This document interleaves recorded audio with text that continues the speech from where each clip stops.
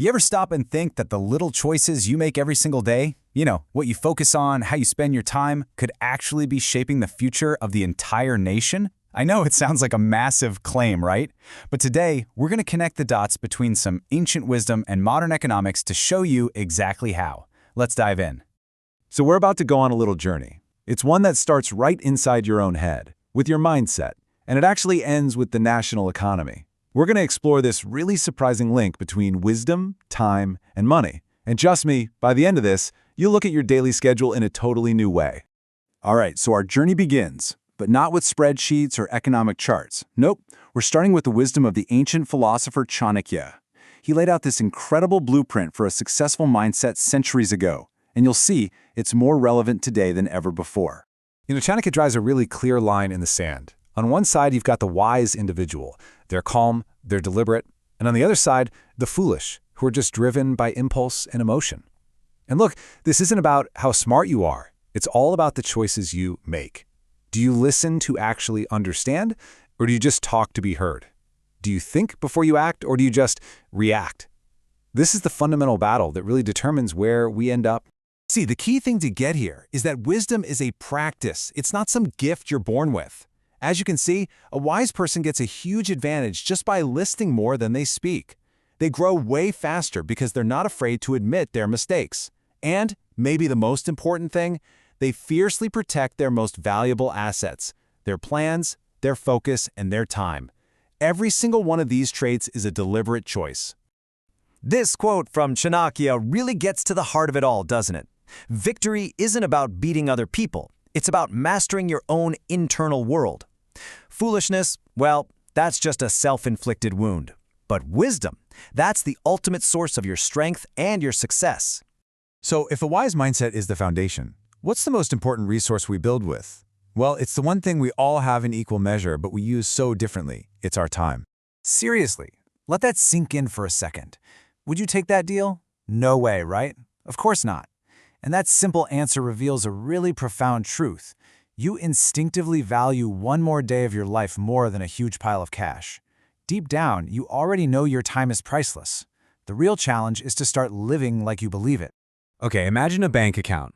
Every single morning, this bank deposits 86,400 seconds into your name. But there's a catch. You can't save it.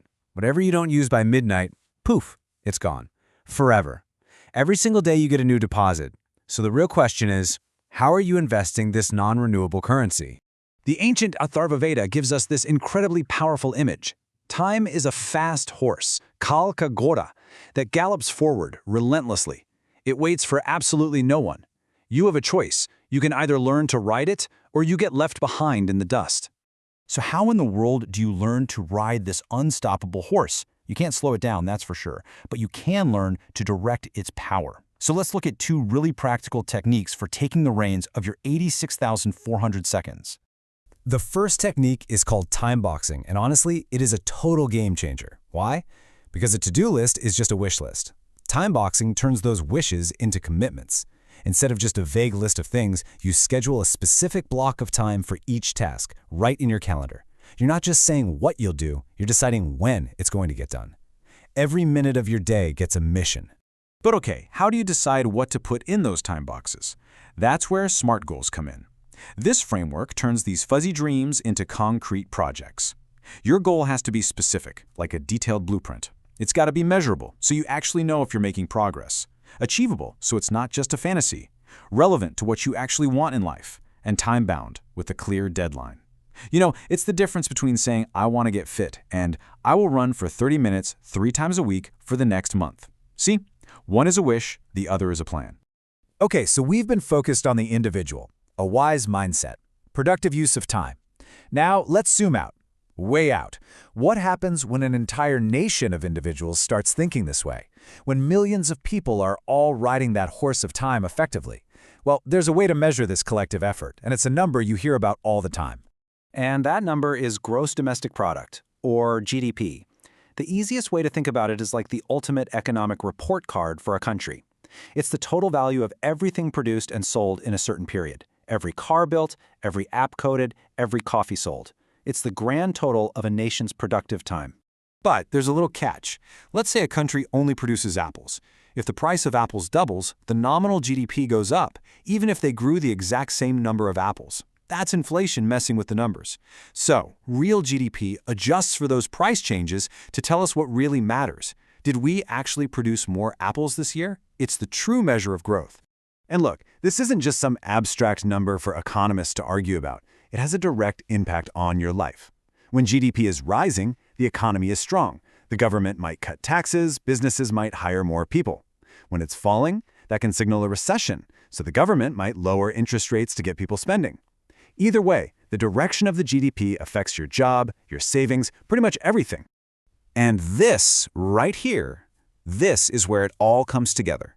Every single time you use your skills productively, it doesn't matter if you are a farmer, a coder, a builder, or a shopkeeper, you are weaving one single thread into the economic fabric of the nation. Your personal productivity, your focused work, is a direct contribution to that massive number we call GDP. And that brings us right back to where we started. It all begins with that ancient wisdom to master yourself and to value your time. And it scales all the way up to the collective progress of an entire nation. So the next time you look at your calendar, don't just see a schedule. See it as your personal contribution to the national story. You've got a fresh deposit of 86,400 seconds today. The real question is, how will you invest them?